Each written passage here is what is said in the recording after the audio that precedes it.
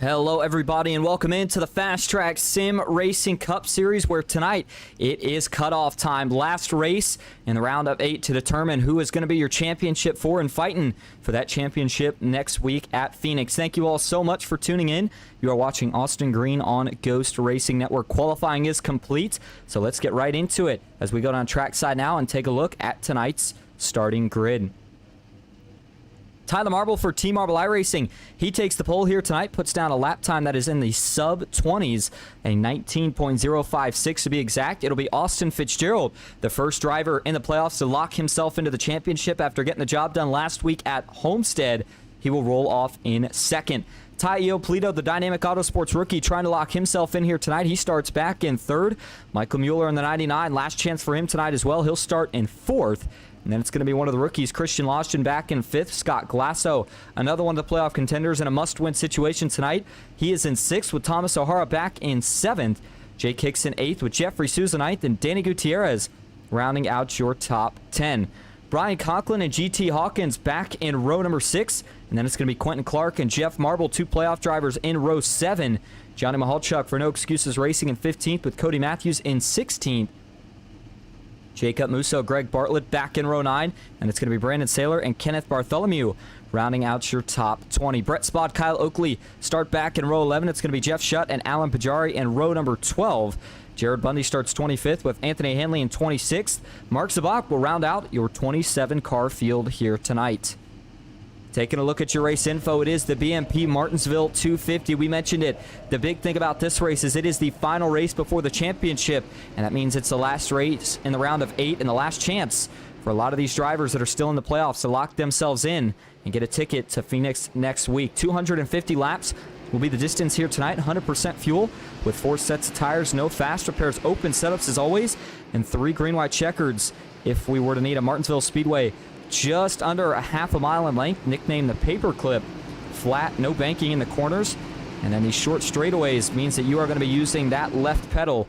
And I guess I shouldn't say the far left. How about the middle pedal, the brake pedal, a lot here tonight. You're going to see these rotors start to glow, even though it is still in the daytime. 77 degrees starting track temp, so even though it's still going to be tough to drive, grit going to be a little higher than maybe what we would see if it was, of course, a hot track temp. 67 degrees outside, 14% humidity, clear skies, and winds at 6 miles an hour. Course will not be an issue here at this half-a-mile racetrack. Boy, I mean, you look at it, 2 short tracks to end the season, and you know it is going to be pretty much an all-out brawl. We're going to see some tempers, I'm sure, here tonight. The bumper gets used a lot at a track like Martinsville, especially when it's so hard to get that outside line working, but there's what it's looking like. The drivers in purple are the drivers still in the round of 8 fighting to make it to the championship 4. Who's going to make it happen here tonight? Let's find out one more time before the championship. Green flag is in the air. We're racing at Martinsville. Great restart for the front 2. Fitzgerald and Tyler Marble are going to stay side by side through 1 and 2. Caution is out. And it's further back. We've already got one in the wall, and it is one of your playoff drivers, Scott Glasso, one of the guys we said was in a must-win scenario. And that is not the way you want to start your last chance to get into the playoffs.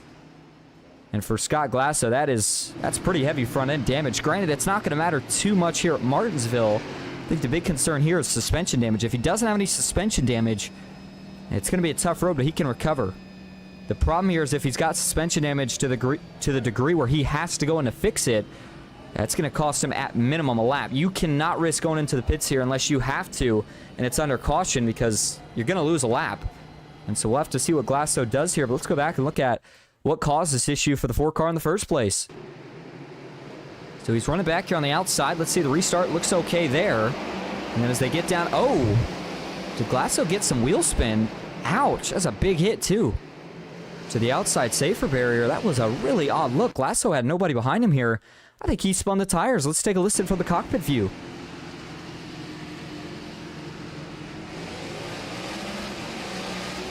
Yeah, that's what it looks like. Looks like he just got a little bit of rear tire spin and then shot him into the outside wall once he gets there. And now the traffic behind is caught up, and once they get to him, there's nowhere they can go here. Jake Hickson gets into the back of him. The 4 goes straight into that outside safer barrier. That's what tore Scott Glasso up here in the early going. Show you again here from a little bit of a different viewpoint. Watch as he spins the tires here, and you're going to see that car jump right there.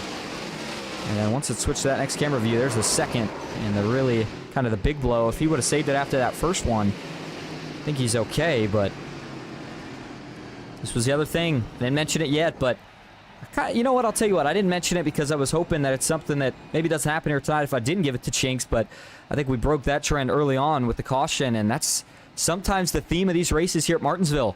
Now, the FastTrack Sim Racing Cup Series does better than a lot of leagues when it comes to green flag racing at short tracks. Had a lot of green flag racing at this track over the last couple seasons. But you know that the playoff race here has a tendency to maybe be a little bit more, I don't want to call it messy, but maybe a little bit more chaotic, if you will, than, of course, the race in the spring because, well, quite frankly, there's more on the line. The drivers in the playoffs and even the drivers that aren't trying to get one more win before the season's all said and done. And so just keep that in mind as we watch the rest of this race. By the way, you see in sim time right now, sitting at about 2:06, so not quite the same time as we saw, of course. Actually, it may be close to the same time we saw the real life cup race start. The point I was getting ready to make is this race obviously not going to make it into nighttime like the real life cup race got kind of close to doing. Didn't quite get there, but certainly got towards sunset. I don't think we're going to quite make it to that point here tonight. Nonetheless, though, looks like lights are off on the pace car. That means we're getting ready to go back to green flag racing. And we'll try this again. Pretty much same starting order. Tyler Marble, your pole sitter, still in first. Then you've got Austin Fitzgerald to his outside in second, with Tai Iopolito, teammate to Austin Fitzgerald, back in that fourth spot. Michael Mueller on the inside in third. All right, so here we go. This time we'll go to a little bit of a wider camera view. Keep an eye on everybody all the way on back. Let's see if they can get a little bit of a cleaner restart this time around. And here we go. Green flag is back in the air at Martinsville. Good 2x2 start. Ooh, a little bit of a stack up, though, on the outside, most notably right there for Austin Fitzgerald. I think he's going to be okay here as we watch the rest of the field work 2x2 here through 1 and 2. And so far, so good. Everybody gives each other a little bit of wiggle room right now as Tyler Marble, you see, quickly trying to pull away up front. And all that side-by-side action out back, that's all you can ask for as the leader. You know that at some point, lap traffic's going to be a bit of an issue here. Speaking of traffic, man, how about further back there? 3 wide just briefly, as that was Kenneth Bartholomew. And, boy, that's a good-looking paint scheme here tonight. He's got the Gerber pink, black, and white car. And I believe it says, we'll zoom in on that here real quick before we go back up front. Happy birthday, Aaron. It's a cool-looking paint scheme on the front for Kenneth Bartholomew right there. I don't know if Aaron is somebody that watches or somebody I don't know. I don't know what the deal is, but either way, good-looking paint scheme, and happy birthday to whoever Aaron is. All right, Kenneth Bartholomew was in the middle of that traffic that we were talking about. Meanwhile, back up front, Tyler Marble and Michael Mueller. And you shouldn't be too shocked to see Mueller up here in the early going. I mean, the last 3-4 weeks, especially early in the race, I was going to say short runs in general, but especially in the first half of the race, we've seen this 99 car fire off really, really good at just about any track we've went to, whether it be a short track, 1.5 miles, or something else. He's been great in the short run. It's been the long run where he's really, really struggled. And kind of on the flip side of that, his teammate, Quentin Clark, been in the opposite boat. Maybe not as much speed on the short run, but he's certainly been able to find it in the long run. And here tonight, these two are going to be in a pretty tough spot, especially if they want to get both of them into the playoffs. I mean, Quentin Clark would basically need to, well, Quentin Clark would need to finish second and need one of the other drivers to finish way back in the field. And at the same time, he would need Michael Mueller to win for any chance at both of those teammates getting in. But either way, Quentin Clark with the better opportunity to slot into that last spot of the playoffs.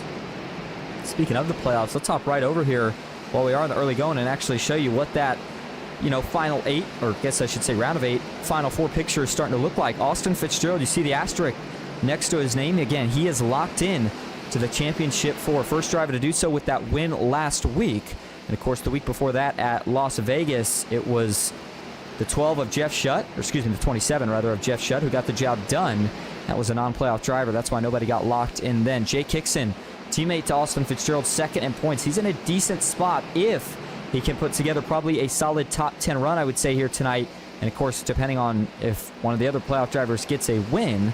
And then you go back and you see Tyler Marble third in the point standings right now. Quentin Clark currently in, but just 2 points to the good. Jeff Marble currently out, but just 2 points below that cut line. And then you've got Michael Mueller in 6th, Tai Iopolito 7th, Scott Glasso 8th. I think it's fair to say that for Michael Mueller, Tai Iopolito, and Scott Glasso, those are your 3 drivers that are really in a must-win situation, and I don't really see any way they're getting in terms of points. knowing that, of course, there's no stage points to be claimed tonight or in any race for the FastTrack Sim Racing Cup Series, so you got to get it all in your finishing position at the end of the race. Michael Mueller closing the gap now on the 48 of Tyler Marble. He's going to get ready to pounce here in just a moment. See that shiny chrome front bumper on the 99 of Mueller. That may not be so shiny by the end of the race if the 99 has to start using it a bit. Boy, look how good Mueller rolls through the center of the corner. That's really where he's catching Ty right now. You can see Marble gets a little bit of a better exit. And that time, Mueller's going to be a lot better than him through the center of the corner. Almost gets all the way to his front bumper that time. There's Christian Loshton in third, but go back up a spot here to the 99 of Mueller, who I know we've already talked about. But look at this. Watch. In fact, let's go to the speeds, too, and show you kind of the telemetry here. We'll take away the BMP logo for just a moment. Watch the gearing. Notice if he shifts, and then watch the speeds here. Down the straightaway, over 100 miles an hour into fourth gear, almost up to 130 miles an hour on a track that's just a half a mile in length. Straightaways are under a quarter mile in length, just about. So shows you just how quickly these next-gen cars can accelerate and how much grip they have in corners compared to the older generation of car. But there was still, of course, some questions about what kind of racing we'd get here tonight. The real-life race went phenomenal. They, Goodyear, of course, setting up tires to wear a lot more. iRacing doesn't quite have that luxury yet, so we'll have to see whose car handles the best in the long run and if anybody's able to utilize really any lane but this inside groove, which seems to be kind of the only one working right now. We mentioned Christian Loshton back in third. There's the driver of number 7 carrying an onboard view for us here tonight. And as it stands right now for Loshton, currently up 2 positions from where he started this race at, and he'll be looking for a couple more to see if he can take home his first win here tonight. I believe Loshton is one of the drivers who does love these short tracks. And so this could be one of his specialties and a chance for him to get the job done. And you go back to Jeff Marble, who currently sits in the 12th position. Talked about Jeff really needing a good run here tonight. He doesn't have to win to get in, but he's going to have to finish probably at least 2 points to the good on Quentin Clark. And in fact, Quentin got a second place finish last week at Olmsted, so if it came down to a tiebreaker, it may still go to the 0-0 of Clark. So Jeff Marble has that in mind. And we'll have to see how he goes about this one. As Quentin Clark, who's in 13th, as Cody Matthews just behind him. We'll go back and jump a little further, though, to another one of our driver cams here tonight. That is Johnny Mahalchuk, who sits back in the 16th spot. He is down a position from where he started this race at. Johnny Mahalchuk, though, for No Excuses Racing, it's been a good season for them overall, especially towards the end. Johnny Mahalchuk still looking to see if he can make a playoff appearance. Didn't happen this season. We'll see if it happens next season for Mahalchuk. And then we go back a spot to the rookie Brandon Saylor. Right now sitting in 17th. And then back a few more spots, we find the 17 machine of Kyle Oakley. Oakley, of course, one of the drivers who did make it to the playoffs, but not as far as he would have hoped. And you see him right here on the back bumper of Ryan Haynes. He might be getting ready to use a little bit of the front bumper here at the 39. Excuse me, that's the 35, rather, of Brett Spott, one of those BMP Racing teammates. And those two are going to get a little bit of contact there through the corner. This Brett Spott looks like he is really struggling right now. You're seeing the front lockups here for this 35 machine. It's not major lockups, but you keep doing that over the course of, a handful to a couple handfuls of laps, and eventually that's going to start to wear out a tire or two, depending on which tire you keep locking up. And then we go all the way to the front of the field where we find Tyler Marble, the man currently leading the race. He's led them all so far, and he's been fending off Michael Mueller in the 99 to do so. You can see some lap traffic, though, ahead. They will be catching lappers for the first time here tonight in probably the next 10 laps or so, if I had to guess. When you start to catch lap traffic, boy, that changes the ball game completely. The way you got to drive the car, the way you got to try to defend people behind you is just completely different.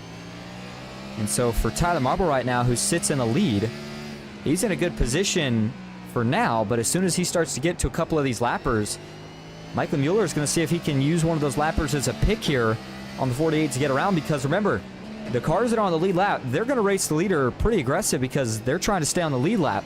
But as soon as the leader goes by, they have no point in racing anybody else aggressive because it doesn't affect them at that point. So that's kind of the advantage for Michael Mueller as long as he can stay close.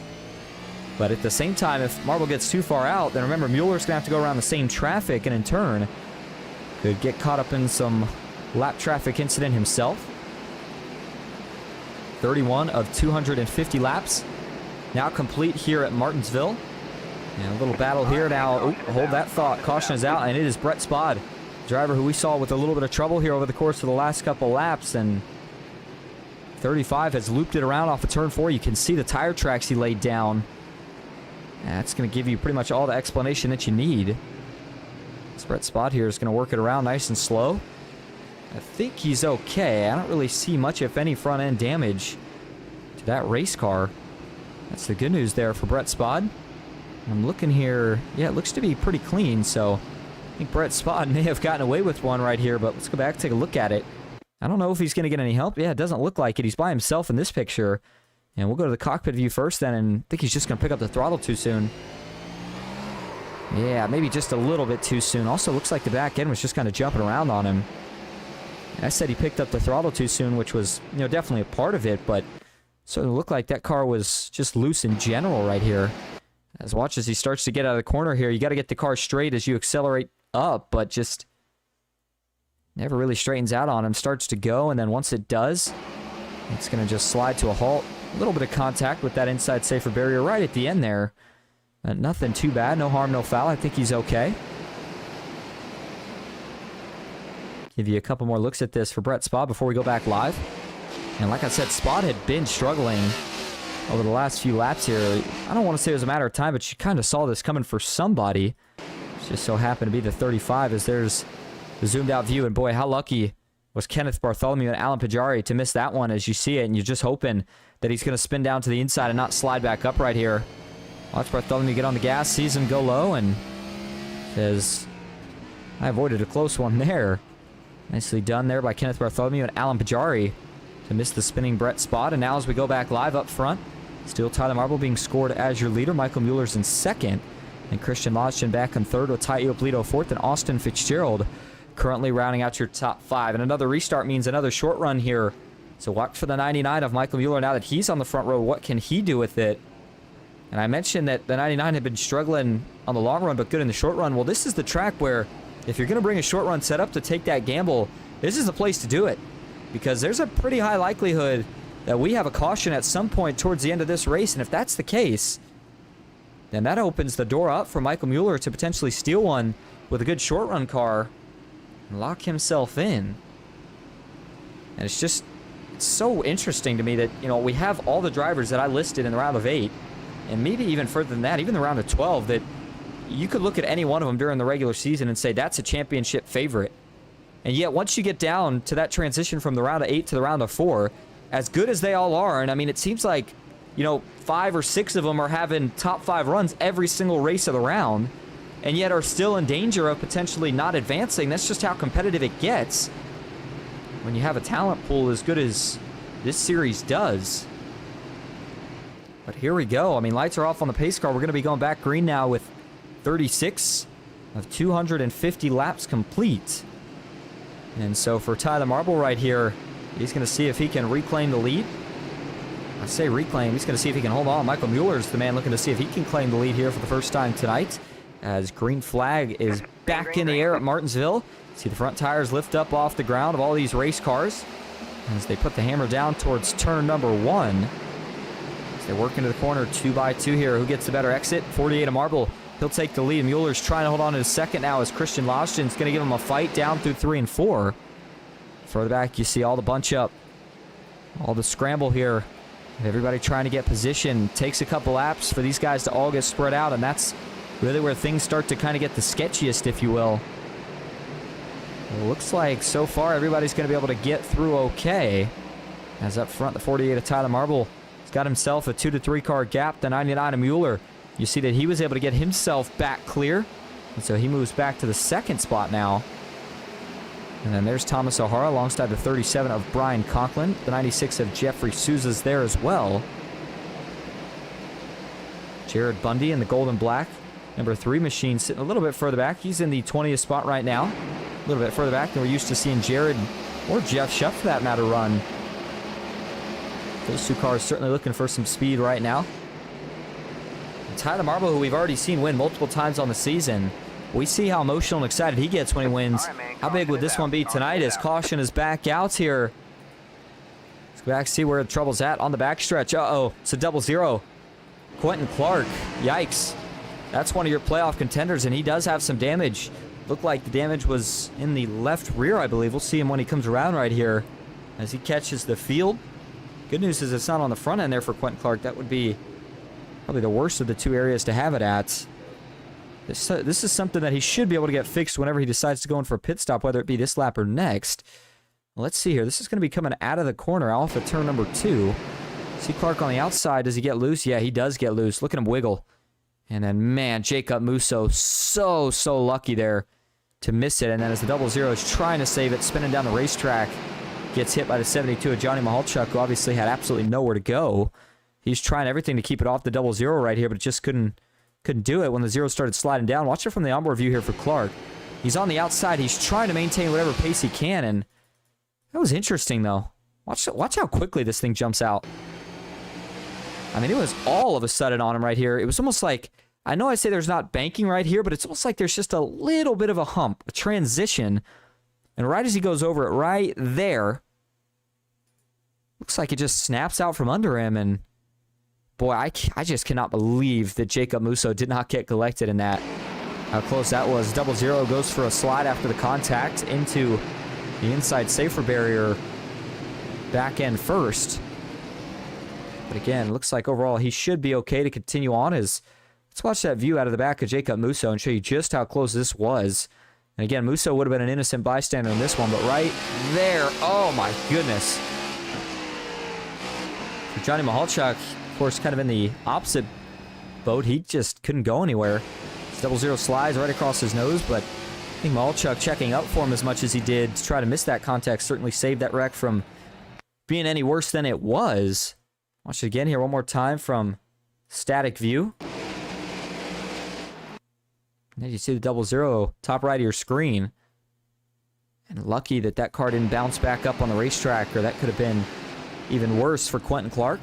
But nonetheless, looks like, has he got the damage fixed yet? Looks like he's gotten at least most of it fixed.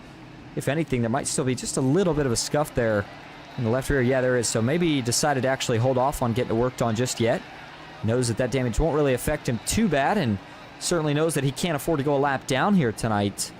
So I think that's the decision there for the 00. Meanwhile, back up front, the 48 of Tyler Marble still leading the way. He has led all 44 up to this point.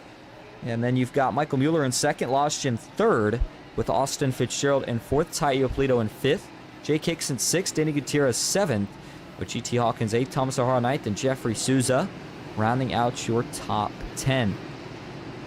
By the way, we talked about tonight's action being sponsored by BMP Racing. Certainly appreciate everything that BMP does for the FastTrack Sim Racing Cup Series. We know that they've been around for quite a while. Since the start of the season, I should say. I mean, we've seen let me rephrase that. We've seen the two drivers around the series for quite a while, and they've done a lot this season for the series, so certainly appreciate them. As here we go, back to green flag racing. Can Mueller get a better jump this time? Green flag back in the air. The answer is yes, he can. Michael Mueller's going to match Marble. Almost gets clear off into turn one. What a restart that was for Michael Mueller. And now the question is, can the 99 slot into second? Lostjian not going to be able to hang on, so sure enough, the 99 will, but he doesn't take it. Michael Mueller is going to try to see if he can make something happen here on this outside line. And now finally things will single file out here as they cross the line. First lap complete back under green. For the back, there's all the 2x2 formation, nice and smooth, nice and organized down through the corner.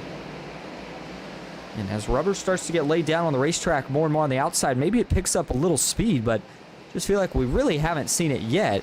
As further back there, it was almost a little bit of contact through the corner, it looked like, between Cody Matthews and company. And now Lostjian putting the 99 of Michael Mueller under fire right here. Can Michael hold him off? He's going to take the deeper dive into the corner. Big lockup for the 99 of Mueller. He really dove it in, and looks like he was able to make it stick. And boy, I don't know if you're watching a little bit further back, but that 5 car at GT Hawkins, he is taking advantage of the outside. He has been rolling right now. We'll see how much further he can go, but really what the 5 was doing right there, and this is something that other drivers might be taking note of. Oh, there he goes. GT Hawkins going to go for a slide into the outside wall. Jeff Marble's going to get collected. Can everybody else miss him here? The 00 of Quentin Clark was able to stop in time. GT Hawkins is going to bring it to the pits immediately. And another incident that potentially collects a few of your playoff drivers with some damage right here. As Jeff Marble, front end, little bit of damage on the right front, but besides that, I think he's okay. And the 15 right there. Trying to figure out exactly what was going on right there. I think that was just everybody catching the field. See if that was indeed the case, or was there a little something more than that right there? Was Jeff Marble maybe showing just a little bit of displeasure right here with the 16 of Jake Hickson? Let's see if that was indeed the case right here. He sees the 16 here. He is gassed up and going. Yeah, Jeff's on a mission here. He's not happy with somebody. That's what it is. And I know exactly who it is here. He's going to get right up alongside the 16 here and just let him know, hey, I didn't appreciate that. You got me some damage as part of that incident. No harm, no foul, though. And I've heard of guys writing names down. Jeff Marble writing it down on the notepad there. Of course, kidding all things aside, I'm sure it's for some post-race reviews, but let's go back and actually look at the incident here. We just talked about GT Hawkins making his way to the front on that outside line. And what's going to happen here is Hawkins is going to just barely sneak clear here off of 2 after finally, trying to get to the inside. And that's where things start to go south. So let's back this up here. And we'll watch this first from the chopper view for GT Hawkins here. And watch as Hawkins... Oh, he gets loose, actually. I didn't see that initially. But yeah, so he's running on the outside line here. And as he goes to get the throttle off the corner, watch the front wheels snap back right. You see the rear end start to go out on him. So he gets loose right here. Fire out of the pipes. He's trying to save it. Jake Hickson sees it. Hickson goes to go low. Hickson checks up. And then as they get into the next corner there, I'm not sure if Jake felt like, that was going to be his corner and felt like GT would give it to him, or if GT felt like by Hickson cutting him a little break was going to give it to him. I'm just not sure, but at the same time, maybe the 16 just accidentally shipped it in a little too far. It's hard to say. Well, maybe it's not that hard to say. You see some contact there. Then he locks it up. Thinking maybe Hickson just dove it in a little too deep right there. And gets into the 5. And then as GT's trying to save it here. Here comes Jeff Marble. He's got nowhere to go. Runs into the 5 of GT Hawkins. And Brandon Saylor with a little bit of damage as well. Quentin Clark just brings it to a halt. He wanted no part of that. Show you the onboard view here, as a matter of fact, for Jeff Marble. Show you exactly what he saw through this one. And might help explain some of that frustration here as he's going to get a front row seat to it. Sees it and then trying to miss it. And just can't quite do it. And he was not pleased. Immediately got back in the throttle. Went up, didn't, and you know what? That's the right way to do it too as a driver on track. He went up just to make sure the 16 knew. I really didn't appreciate that, but didn't do anything silly. Didn't try to hit him. Didn't try to bump him or chase him around the track. Just got up there, gave a little rev of the engine. Said, hey man, I didn't appreciate it. Now we're getting ready to go back green. Here we go. Tyler Marble, Michael Mueller on the front row yet again. 54 of 250 laps complete. Green flag is back in the air at Martinsville. Oh, big checkup on the restart. Mueller's going to get split 3 wide in the middle. So they're 3 wide through the corner now. Austin Fitzgerald may be the man in the bad spot after that. Looks like he's going to be able to find a spot in line, though. Man, how close was that for a dicey restart? Holy moly. Watch this again. I think Mueller, is he just going to miss? Is he going to get a little bit of wheel spin here? Does he get some help? Oh, he just gets a little bit of wheel spin, then maybe a little bit of help. Nice save right there from the 99 to keep it together and keep us under green. Look at all the chaos further back right now. They're trying to sort it out. Still 2 by 2. There's Brandon Saylor, who had some contact in that last incident. I believe the 24 has got any issues cleaned up, though, and he's good to go. Oh, Quentin Clark, trouble. He's going to go around on the front. Oh, man, one car almost goes over. That was a 9 of Mark Sabak. Caution is back out. For the 5th time here tonight, Mark Sabak, major front-end damage and rear-end damage for that matter. This car almost went upside down. And for Quentin Clark, bad day is starting to go worse here. The 00 cannot seem to get his way back through traffic cleanly. In this one, does he have some suspension damage? If he does, that could be really, really bad news here for the 00. Let's see. Looks like the wheel is, maybe not. That's going to be a tough call, but I was trying to look at the suspension here. Look at the left front. Yikes. Mueller may have, or excuse me, not Mueller, Clark. Yeah, he does. He has definitely suspension damage. Yikes. So Quentin Clark's going to have to bring it down to the pits here, I would assume. Get as much as he can fixed. Try everything just to stay on the lead lap, but, I mean, if he goes more than one down here, that's probably going to end his chances, I would have to think. So we'll have to see what happens here for Quentin Clark. But let's go back and watch this incident here. All starts coming off of turn 4. So 00 is going to be on the inside here. Let's watch it from the chopper view first. So here's the 00 of Quentin Clark. He's on the inside of the 72 of Mahalchuk, and then as they get off the corner, just slight contact. There may have even been some netcode between these two right here. Let's watch it again from the chopper view, but a little bit more of a different angle. And so watch right here. We'll change this angle for you here again. Right there. I think there's some netcode. There definitely is. I mean, you can see the 00, the 72. They're not touching each other. The 00 is washing up a little bit, but Clark's going to give him some room, I think. And just, yeah, you see right as Clark starts to turn the wheel left, to actually turn away from the 72. They're not actually touching, but there's still a little bit of contact there, or at least iRacing thinks so, right there. It just hooks that 00 into the wall. Well, not quite into the wall, actually kind of wedges Mahalchuk into the wall, and then as he spins back down, the 9 of Mark Zabak, nowhere to go, full head of steam, and as we talked about, almost ramps up and over the 00 of Quentin Clark right here. Watch this again. This was bizarre. And that was right off the left front of Clark. That's how he got all the suspension damage. And it was even worse than that for Mark Zabak, who I don't know if he'll be able to continue after that incident right there. Watch it here from the static view. Now, we're used to seeing cars go and airborne at tracks like Talladega, but certainly not here at a track like Martinsville. And right there is where he clips it. Look at that thing go. Brett Spod, nowhere to go, runs into him. He hits the wall while up on his side. And then you see Thomas O'Hara, Jeff Shutt trying to take evasive maneuvers here to miss it. And for Jeff Shutt here, does he just come to a halt? Just about, just to make sure that Quentin Clark didn't slide any further down. So nice job there to miss that one. But again, a tough break for Quentin Clark and a few others here, as this continues to make that hole that they're trying to dig out of here to make it to the championship 4 deeper and deeper. And lights are back off, so we will try to get back to green flag racing again right here.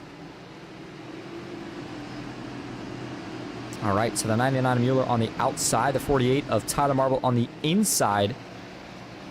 And for Michael Mueller, knows that his teammate's not having a good night, so we'll see if he can maybe light the torch here for Riot Motorsports and carry it to the finish. Still nowhere near halfway in this race just yet. We got a long ways to go. See if these guys can lock in and get some green flag laps in the books. As here we go. Green flag is back in the air. 63 laps complete at Martinsville. And this time it looks like it's a pretty clean uniform restart through the field. Tyler Marble is going to lead him off at turn 2. That was another really good restart for the 48 machine. They're going to go 2x2 out back. As now the 08 of Danny Gutierrez. He has now moved up into the 4th position. He's up 6 positions from where he started this race out here tonight. Really nice job so far by the 08 of Gutierrez. But still 2x2 for that 2nd spot right now. Lostjen has been wreaking havoc here on the 99's chances during the short run, as he runs pretty aggressive in the first 5 laps or so, and Mueller has been trying to contend with him, but has to burn some tire off every time trying to fend off Lostjen. So Christian Lostjen, the rookie, keep an eye on him at Phoenix next week. Another short track with as good as he is so far here tonight. As there's Tai Iopolito. He is now in the 5th spot, down 2 from where he started. Had a great qualifying effort, which tells us that he has speed. Question is, can he go translate that speed to a win here tonight? Because that is what it's going to take for the driver out of Point Pleasant to win, or excuse me, to get his way into the championship after tonight. And so for Tyler Marble here, he's hoping that we can get some green flag laps in the book as well, because he knows that that car's had really good short and long run speed so far. Meanwhile, further back, here's Jeff Marble and Jeffrey Souza. Oh, trouble out back. We got a spinner, and that'll bring the caution back out. It's Johnny Mahalchuk, who has gone around in the 72 machine. And he's got some front end damage here. It looks like he is able to get back rolling. Johnny Mahalchuk's going to go catch his position back up. It's pretty heavy front end damage, at least to the left side there. The 72. I'm not sure if this was all from this wreck or not. I would almost think it's not. Yeah, it's not, because this wreck, he just goes for a slide and gets tagged in the rear. Kind of a 360 loop, all things considered. If iRacing would have been able to know how that was going to end, they didn't have to throw the caution, but of course the game doesn't know that. That's why caution was thrown as soon as he got 90 degrees sideways here. Watch it again. This is just him getting loose. There's no help from out back. Nobody near, just maybe picking up the throttle a little too soon. Car's a little loose maybe from any damage he's got. And once it starts to go, it just snaps all the way around. And Jacob Musso, of course, nowhere to go. Tags him. I think Musso here, I think he's okay. It wasn't a huge hit. And Musso tried everything there to miss him, but unfortunately just can't quite do it right there. And Mahalchuk, as we talked about, kind of does a 360, straightens it back out, and is able to keep going in the positive direction. Give you one more look at that here from the blimp cam. Let's watch the 72 here, kind of how this develops, and then just watch it spin out here.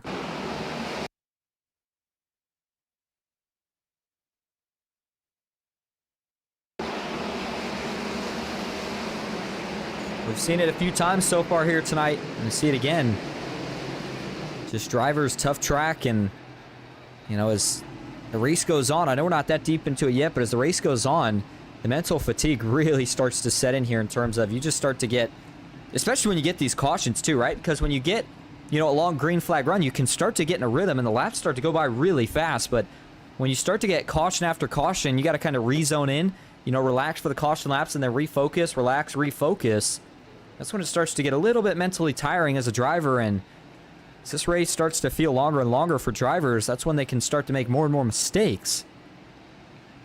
And mistakes start to lead to some of the issues that we've seen for some of the solo spins that we've had here tonight. And so as the pace car will get ready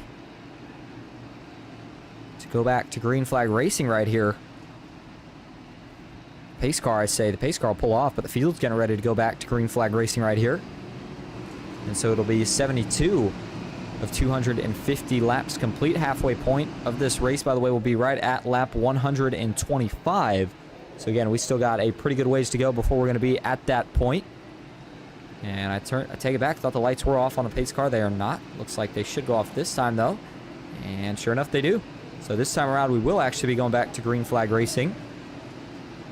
Again, you've got Tyler Marble, Christian Lostian up here in the front row. Michael Mueller, Danny Gutierrez in row 2.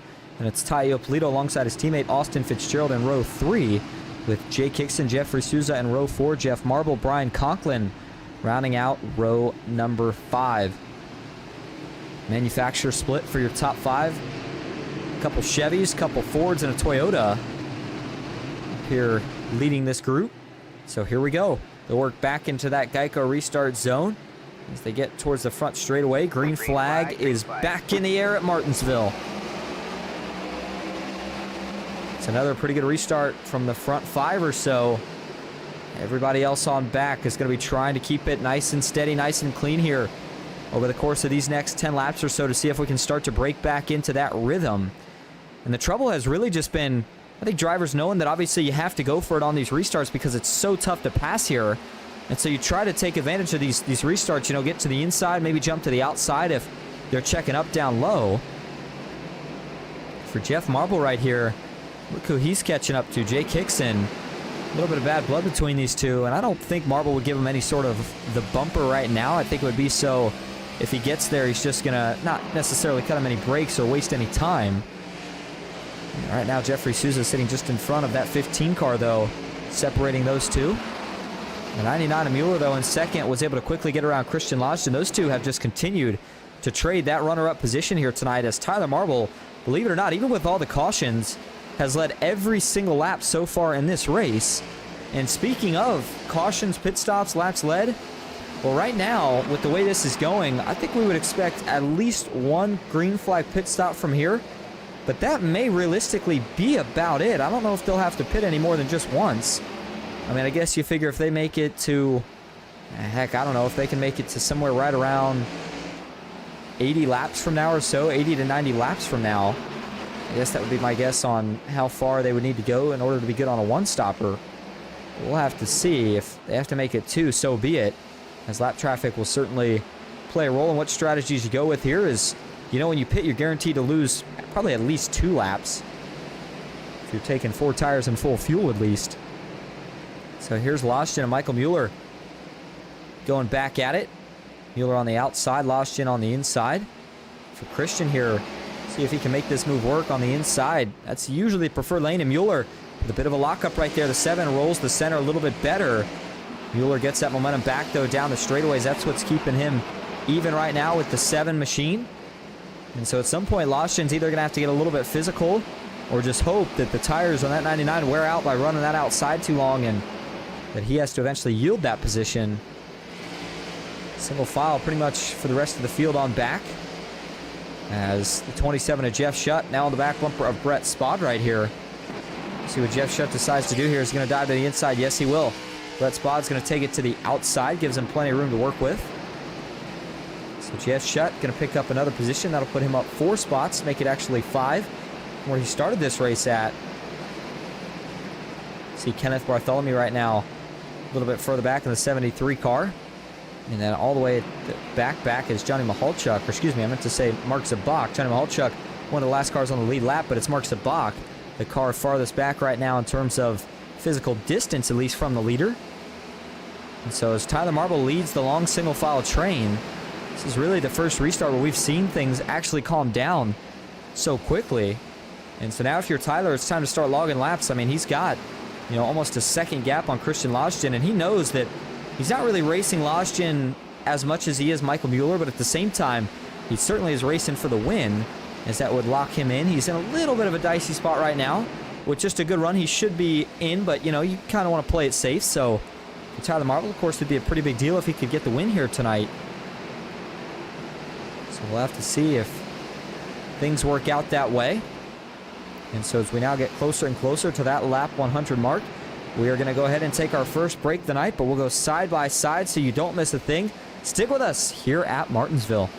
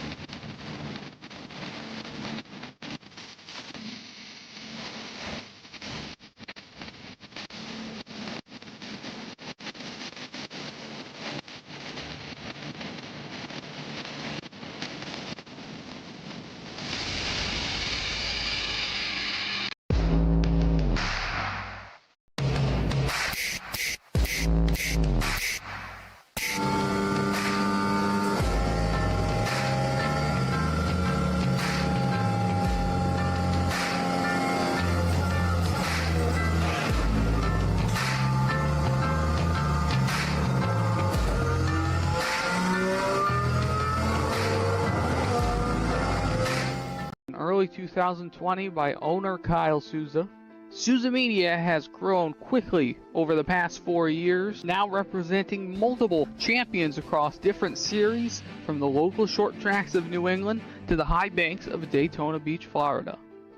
Social media is an important way to draw in new audiences and increase reach, and with a new snappy, user-friendly website, Souza Media can boost your audience by using eye-catching graphics to gain recognition for your brand. Contact Souza Media today using our Facebook page or by email at kylesouzamedia@gmail.com to put your brand in victory lane.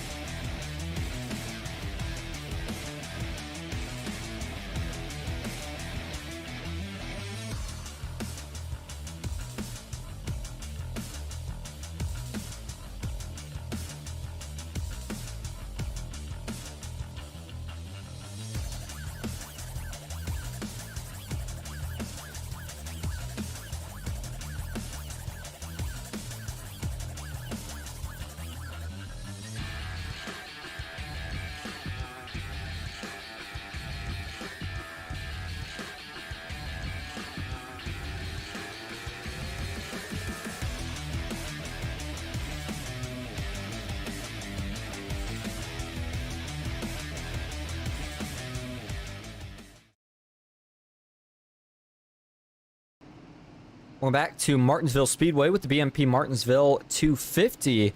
You notice caution is out while we were on break. An incident here involving, again, another one of your playoff drivers, Scott Glasso in the 4. We'll go back, take a quick look at it here before we get back to green flag racing. Off of turn 2. He's okay there as they get down towards 3 and 4.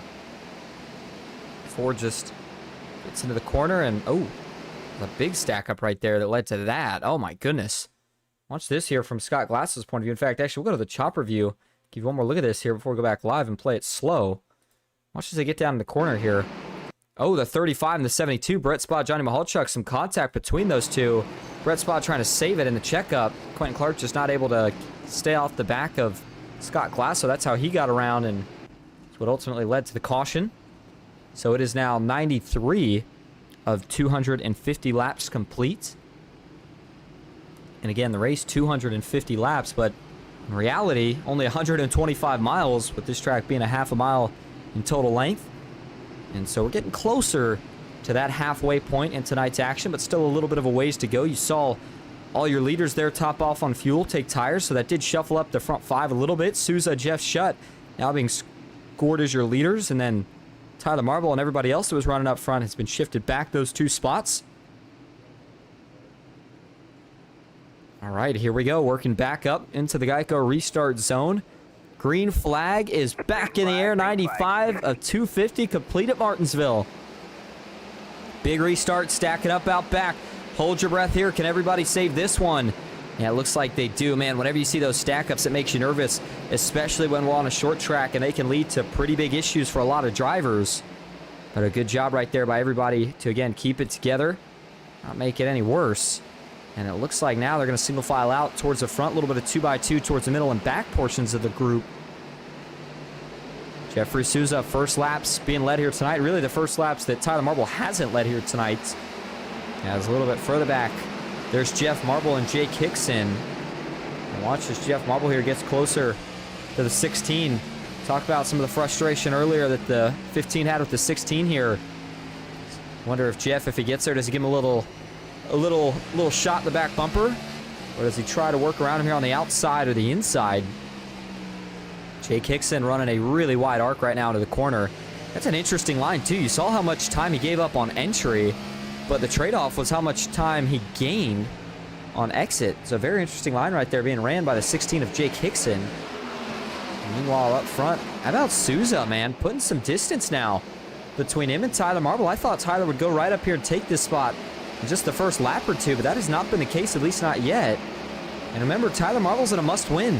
I know we got a long ways to go, a lot of things to happen, but even if it's Jeffrey Souza or any other non-playoff driver, well, I take that back, sorry. Tyler Marble's not in a must-win. He's in a position where it would really help to win.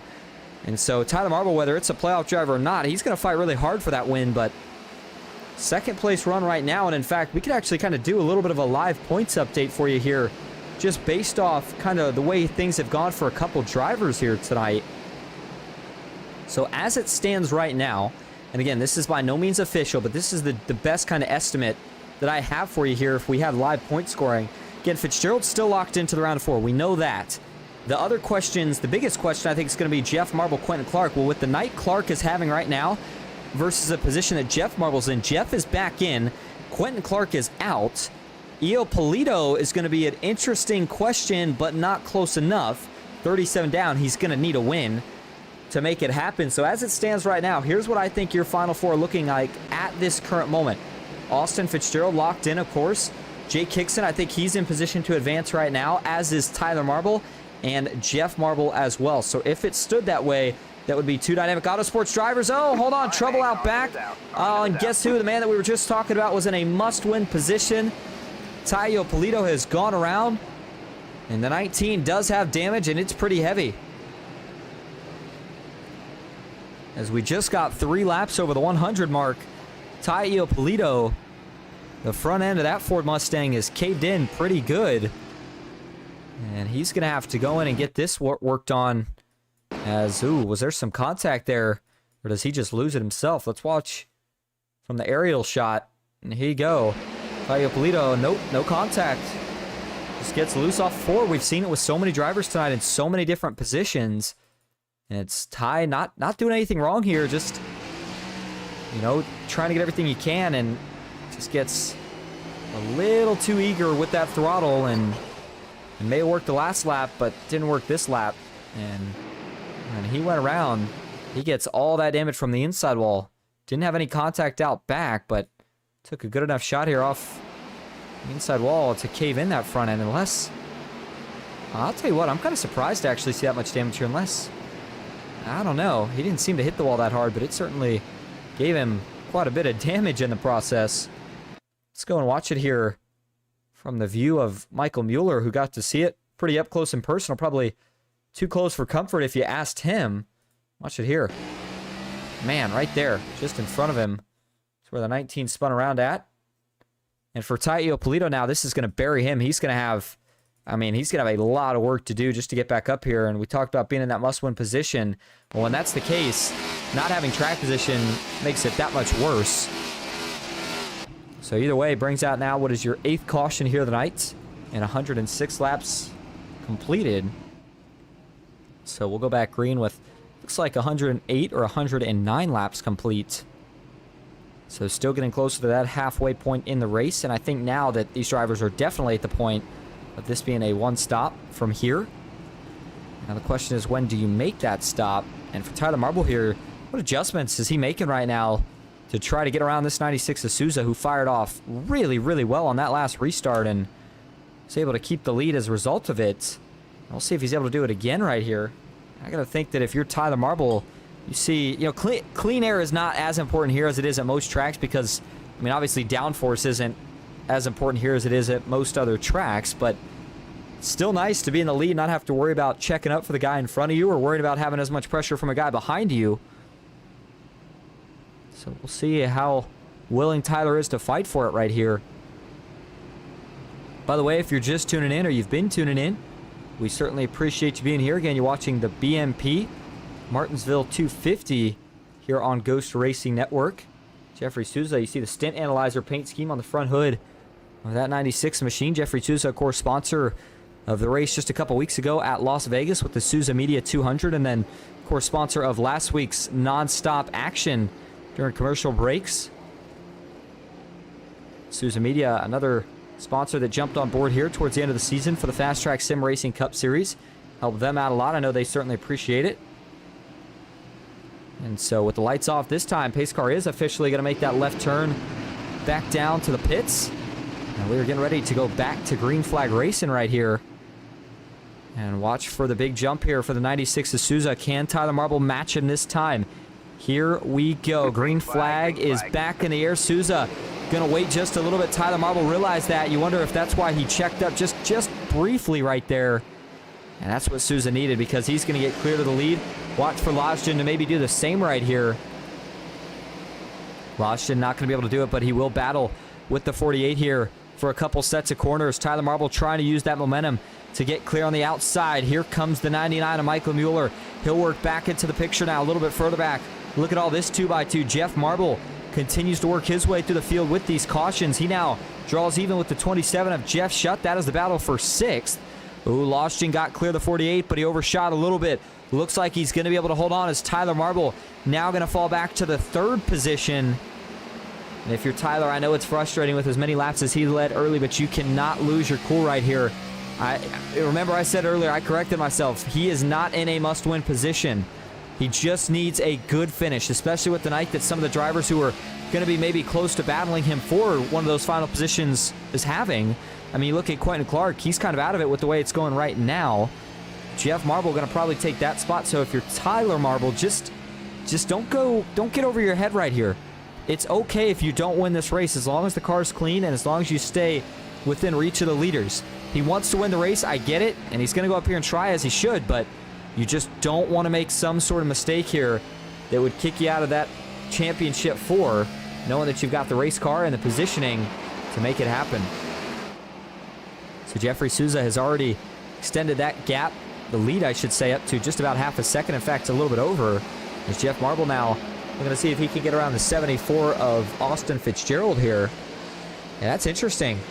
Looks like Jeff Marble in the 15 maybe adjusted his line a little bit. Watch the entry that this 15 takes in the corner here. Now, he didn't do it that time, but through 1 and 2, he entered a little bit higher and tried to arc it down.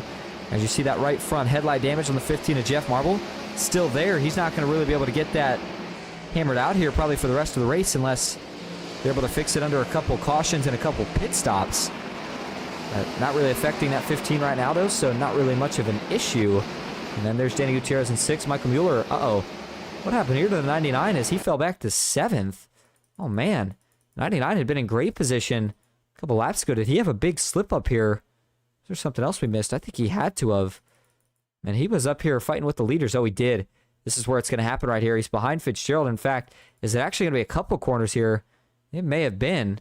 I don't know. Fitzgerald's there. Watch this next set of corners. We'll speed this up for you here so we can get a little bit closer to it. All right, watch as they get into 3 and 4.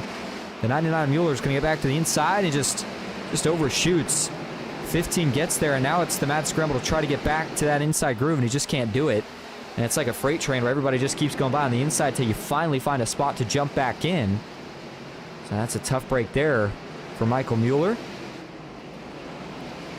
So the 96 now going to have some work to do here for the rest of this race to maintain that lead because tires will wear out. And when they do, these cars, for everybody, are going to start to become a handful if we can make it that far on a green flag run, that is. So Jeffrey Souza, who currently sits in the lead, just keep an eye on his mirror because Christian Lostian still has it within that second. And then Tyler Marble back in 3rd, just over 2 seconds back from your leaders. 74 of Austin Fitzgerald and the 15 of Jeff Marble still going at it. Jeff Marble wants this position. This would be for the 4th spot as caution is back out. Trouble on the front stretch. That's Jeff Shutt. The 27 who goes around here. And he's got front end damage now as well. As he'll try to get this thing looped back around. He'll wait for some of the traffic to clear. Get that car back in the right direction. Jeffrey Souza, your leader there, catching him. And the 27 making sure he does whatever he can to not go a lap down right there. Now let's watch what happens here. Is this one going to be some contact? Let's see. That's Michael Mueller, who he was alongside with, who had been falling here. And as they come off the corner, Souza's a little bit high up, and they're going to get together, and that's a pretty big hit, too. Maybe the biggest hit we've seen in the night right there. With the 99 and the 27, and again, that is another playoff driver with implications here. And watch it from the blimp cam here. Actually, we'll go to the chopper view first. See if we can slow this down and get a better angle of it. And I'm trying to figure out if these two are actually going to hit each other. I think they were, and for what it's worth, we'll back this up. It looks like Jeff Shutt's just up the racetrack.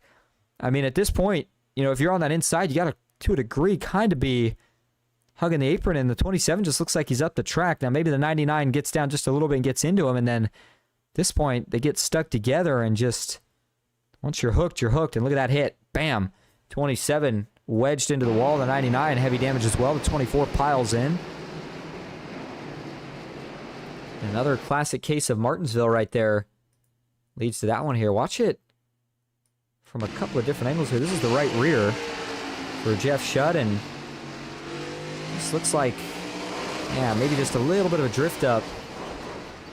Mueller was there, and nothing either of them could do once they, of course, got hooked together. It's on from there, and just another caution that's going to group everybody up, and a long green flag run certainly is looking less and less likely the way things are going and the amount of laps that continue to get clicked off here every time we have a caution. Brandon Saylor, pretty big hit right there. Jake Hickson, man, another one of your playoff drivers, lucky to escape this one. Fortunately, though, for Michael Mueller, not so lucky, and he might be joining his teammate here, Quentin Clark, in a position to not advance now. They're having a pretty fast car early. Again, seems to have been kind of the story of Riot Motorsports here, especially towards the end of the season. Good on the short run, and it's unfortunately either bad luck or not quite the same speed on the long run. All right, so it looks like we are going to finally make it to the halfway point in this 125-mile event, as it'll be lap 125 when they cross the line this time around. So that'll mean 125 laps to go in the BMP Racing 250, BMP Racing Martinsville 250. Jeffrey Souza still being scored as your leader, though. Again, lost in second, Marble in third. And if you're just tuning in, we appreciate you being here. And if you've been tuning in, we appreciate you sticking around. Hope that you are having a good Monday evening. depending on which part of the country you're in. And so as lights go off on a pace car, we will be going back green this time around. And I still believe that these drivers are going to have to make at least one stop, although it's getting closer and closer to maybe being in that fuel window. If we get a caution within 100 to go, that's when I might start to consider how close these drivers are going to be to making it the entire way without having to pit again. That's all right, here we go. Souza versus Lashton, Marble versus Fitzgerald. Who's going to get the better restart this time around? Green flag is back in the air. Souza waits a little bit late. Lashton will get the better jump as a result. And a big stack up out back right there. Looks like everybody was able to keep it together, though. So as they all work through 1 and 2 clean. Oh, man, 3 wide right here. Souza, did he have a slip-up? Jeffrey Souza had been so good on the previous couple of restarts. And, oh, man, Tyler Marble with a slip-up of his own. Now they're 3 wide out back. How about this for chaos? Hickson's going to be able to slot back in line. Looks like they sorted it out back as well. Let's go back and watch this here. Where does it all go wrong here for Jeffrey Souza? Does he just get cleared off the corner? Or is there something else right here? The 96 had been really, really fast the previous couple. And yeah, right there. I mean, you just see the 7 just... I mean, Lashton's clear off into 1 and then just pulls away. Jeffrey Souza here trying to get clear of Fitzgerald, but can't quite do it. And now a little bit of a stack up created from that. And they just start getting aggressive and checking up more and more from there. Looks like they sorted it out, though. Souza has moved back up to 2nd. Tyler Marble fighting with Austin Fitzgerald for 3rd. See if Tyler Marble can get that position. Yes, he can. So Tyler Marble can move himself back into that final podium position for now. And while Christian Lashton with the opportunity to see if he can lead his fair share of laps tonight now. As he's got the lead, question is, can he hold on to it? He's going to have a very hungry Souza and Tyler Marble coming behind him here. Speaking of Jeffrey Marble, though, sitting back in the 15th position. In the 5th position, I should say, up 9 from where he started, which was back at that 14th position. And then a little bit further back, one of his teammates, Brandon Saylor, the rookie teammate, rather, in the 24 machine, battling along with Tai Iopolito here, who's on the outside and back up to 10th, by the way. So for Tai Iopolito, maybe he's not out of this deal just yet, even after some of the troubles that we thought he may have had after being involved in that incident, sustaining some front-end damage. Cautions can work miracles. Keeping your chances alive as a driver, I'm telling you, I've seen it before. And I think we've seen that tonight here for a couple of guys. Oh, trouble at 37 is half around, and that will draw the caution. 10th caution of the night. This time it's the 37 of Brian Conklin, one of the Team Marble iRacing drivers. All right, let's go see here. Uh-oh. And that's going to be the 16 of Hickson here, who makes contact with him. Let's watch it from the chopper view here. As they get into the corner here, Conklin a little bit of a wider arc. And yeah, Hickson just turns him around right there. Not much to that. I got to think that's a bit of a misjudgment, but at the end of the day, I mean, that's I don't know what, I'm trying to think of what word to use for it, but that's a little bit out of characteristic there for Jake Hickson to make 2 mistakes like that. We saw him earlier get into the back of GT Hawkins, and now gets into the back of Brian Conklin here. And at some point here, you got to be careful if Jake Hickson, because you got a championship that you're trying to race for next week. You don't want to be making enemies here. And I know it's not intentional, but just a slight misjudgment there, and yikes. I'm sure Brian Conklin not too happy about that. Can't blame him. We'll go back and give you another look or two of this one before we go back live. And for Brian Conklin, watch the closing right here that he sees from Jake Hickson, and just nothing he can do. And Conklin's going to try his best here to save it. And a little bit of a scuff right there at the last second on the left front. I think besides that, he's okay. So he'll get back going. So Brian Conklin adds to the list of drivers involved in an incident here tonight, as this will now put us in a restart with closer to 100 to go, probably somewhere around 113 laps to go or so. And once we get to probably, I'd say within about 50 laps or so to go in this race, that's when things are really going to start to feel like they're going by quick. And, you know, if you're one of the drivers that's at the front and we get a green flag run, it's going to be a good thing you were at the front, because when those laps go by quick, it becomes really hard to get track position in that short amount of time. But if we keep seeing cautions here, who knows? Maybe the drivers further back take fresh tires. They can get to the front. We'll have to see. As up front it is again Christian Losgen and Jeffrey Souza in row 1. And you've got Tyler Marble and Austin Fitzgerald row 2. With Jeff Marble, Danny Gutierrez back in row 3. Jake Hickson and Brandon Saylor back in row 4. And then Tai Iopolito and Jacob Musso back in row number 5. Well, again, I would bring up the schedule, but I mean, there's only one race left, so not really much point to it. Next week, we will be at Phoenix Raceway for the championship, the FastTrack Sim Racing Cup Series, presented by the Alloy Wheel Repair Specialists, and that is going to be a fun one. Don't miss out on it. The Duel in the Desert, 156 laps at Phoenix. I'm looking forward to that one all season. Time to crown a champion. Fitzgerald wants redemption. Tyler Marble feels like he's got a chip on his shoulder after the way it ended last season. Jeff Marble, the veteran, looking to claim a championship. Not sure if he's gotten one before or not. As again, I've not been here for every season of the FastTrack Sim Racing Cup Series. And then the big question of who's going to be that final driver, and could it be an upset opportunity? A driver such as maybe Quentin Clark. I know he's got, a lot of work to do, but he's back to 12th. Tai Iopolito, even one of those drivers, if they win tonight. Jake Hickson even. Maybe nobody had on their radar, but can find a way to get that championship at the end of the season. Here we go. Green flag back in the air as they dive off into turn 1. Christian Losgen again going to get clear of the 96. Jeffrey Souza, when he has not been the leader, he has really struggled on these restarts. And so now he's stuck on the outside, and he'll have to go to work here to try to get back around the 48 of Tyler Marble, who was able to get clear that time. A little bit of 3 wide further back. I think that was Kyle Oakley there. They briefly got into the wall. Oakley has fallen off of the lead lap. And up front there, single file, Losgen and Marble. Ooh, Jeff Marble on the inside of Fitzgerald. That was a tight entry right there from Jeffrey Marble. Didn't know how well that was going to work out, but looks like he's okay. And so Jeff Marble, Fitzgerald, they'll stay side by side. Oh no, Jeff Marble's going to get into him. Ooh, man, that was a close call right there. As Fitzgerald had a big save. What a save that was from Austin Fitzgerald to hold on to that one.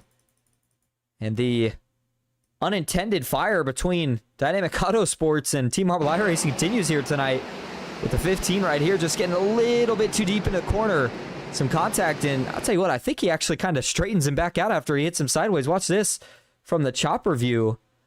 Watch what happens. Jeff Marble's going to hit him in the side and then hits him in the front. And that straightens things right back out as we go back live. Now caution is out. Ooh, pile up, and oh man, Quentin Clark, who we just said was back up to 12th, is now involved in another one.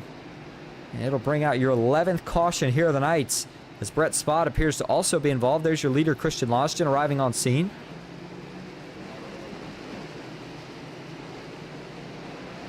All right, well, let's go back, take a look at it here.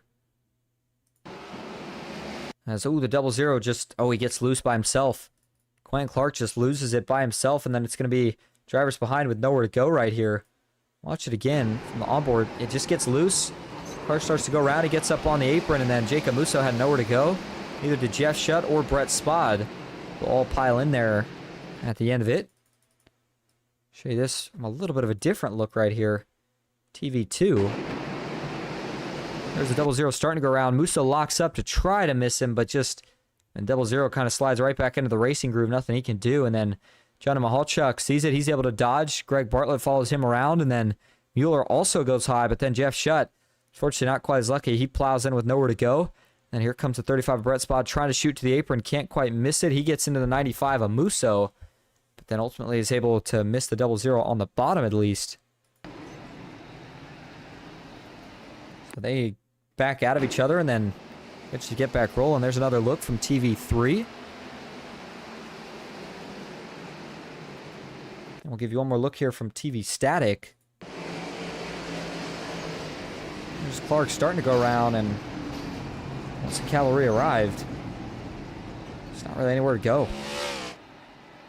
All right, so as we go back live now, we'll set up for yet another restart. Christian Losgen leads the way. Tyler Marble second. Jeffrey Souza third. And you've got Jeff Marble fourth. Austin Fitzgerald back in fifth. With Danny Gutierrez in sixth. Jake Hickson seventh. Brandon Saylor in eighth. Tai Iopolito in ninth. And Scott Glasso now rounding out your top 10. We're going to be coming to the 100 lap to go marker here. Just about a handful of laps. So So it'll be just over 100 when we get the green flag back in the air. And reminder, Ghost Racing Network, next place that at least we head here in terms of my portion of it, will be the FastTrack Sim Racing Cup Series next Monday, again for the championship.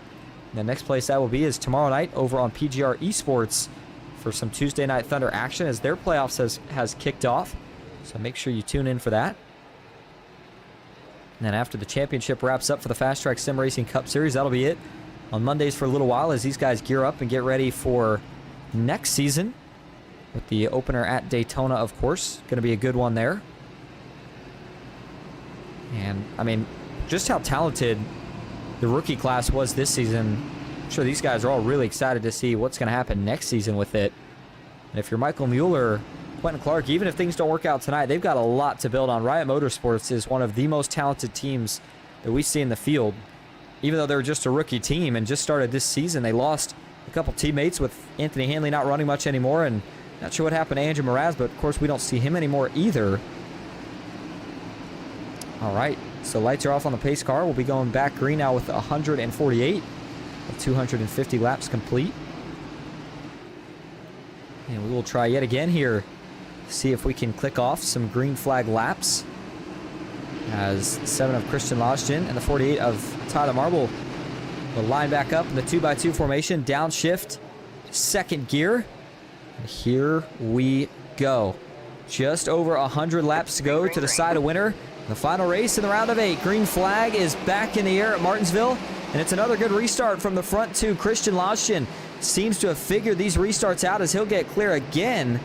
This time, though, it was clear of Tyler Marble, the other car who seems like has been maybe the fastest here tonight. Further back, 2x2, as they're all trying to sort it out. Ooh, Quentin Clark mean to go down to the pits there. I suppose he did. I thought for a minute he may have gotten punted down there. But nope, looks like Clark has decided to come in. He will go for some pit stops, or for a pit stop, rather. Go for some service, I should say. As you see the 7 of Losgen here trying to get a little bit of a gap, a little bit of breathing room, if you will. That leaves most of the racing further back, right around Jake Hickson, Jeff Marble, and Austin Fitzgerald. Watch out here. Jake Hickson, Jeff Marble, we already talked about these two. We've had a few run-ins here tonight. None of them have been intentional, but that doesn't matter when you come to a track like Martinsville. Doesn't take much to get those tempers ramped up pretty quickly. Jake Hickson here trying to work on the inside here. We'll see if he can get this position. Maybe a little bit of contact right there down the straightaway as they came off of turn 4. We'll see if Jeff just kind of lets him have the spot right here. It appears he will. Jeff Marble allows the 16 to grab it off of turn number 2. That'll move Jake Hickson now up to the 5th spot. He's up 3 from where he started. And that now puts 2 of the Dynamic Autosports teammates inside the top 5. Fitzgerald's in 4th. Jeffrey Souza still hanging strong up here near the front. Right now sitting in 3rd. Tyler Marble 2nd. Christian Losgen still leading the way. All right, we're going to go ahead and try to take another break here. See if we can click off a few green flag laps. Stick with us. We'll be back at Martinsville.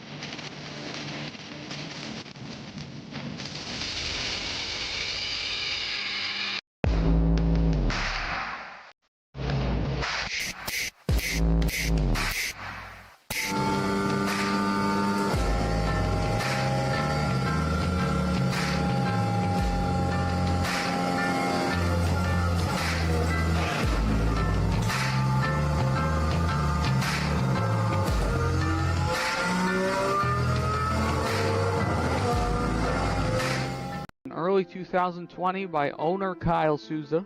Souza Media has grown quickly over the past 4 years, now representing multiple champions across different series, from the local short tracks of New England to the high banks of Daytona Beach, Florida. Social media is an important way to draw in new audiences and increase reach, and with a new snappy, user-friendly website, Souza Media can boost your audience by using eye-catching graphics to gain recognition for your brand. Contact Souza Media today using our Facebook page or by email at kylesouzamedia@gmail.com to put your brand in victory lane.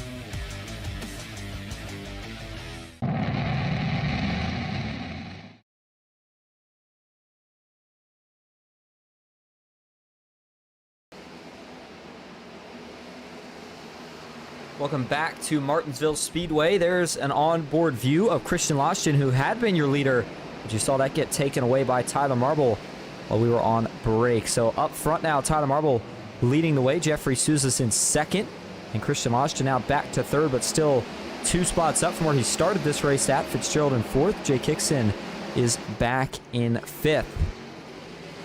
All right, so it's 164 of 250 laps complete. So we are now well under the 100 lap to go mark. And that means that maybe, just maybe, we start to think about the possibility of a green flag stop. And again, we'd have a ways before these drivers run out of fuel. And in fact, again, I'm not sure they may be able to make it. This is one of the tracks where I really don't have much of an idea of what the fuel window is looking like, because it's only a half a mile in length. So in terms of, distance, they should be able to go a while, but at the same time, you're using a lot of gas with how much you're accelerating and shifting through these corners. So that'll be the big question here. And if you do have to pit, when do you decide to make that stop? And it's so risky, because the big worry, and this is why I think that if you're Tyler Marble, maybe you just wait until as long as you can go, is because if you pit, you get trapped 2 laps down, and then we get a caution. Oh boy. I mean, that is a night ruiner. That can end your chances of a race, even if you're the fastest car on the track.